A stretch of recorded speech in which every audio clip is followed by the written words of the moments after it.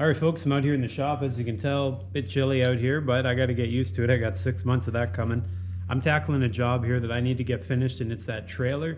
You've seen me poke away at that over the last few months, and it is done, with the exception of some lights.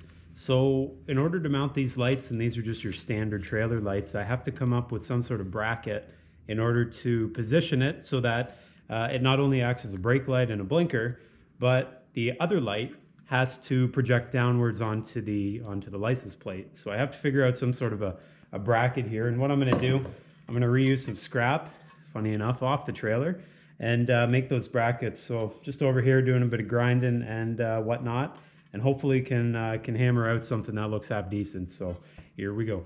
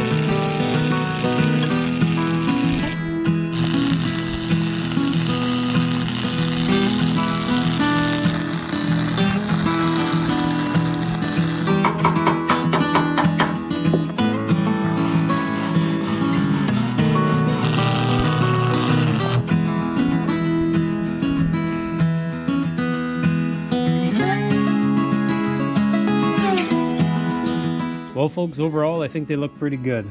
I don't think I'm going to win any welding awards, but I did the job.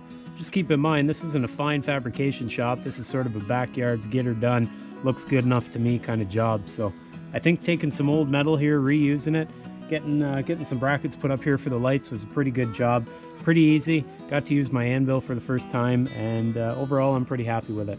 This just about does it here for my trailer. Now I can go out and put it into action, and hopefully I can make use of this $100 purchase I made a few months ago that I ended up putting a bit of blood, sweat, and tears in to fix up. So that's going to do it for me here today. Appreciate all you guys watching. You know what to do if you like this content. Any questions at all, put it down below. And guys, take care, and we'll see you all next time.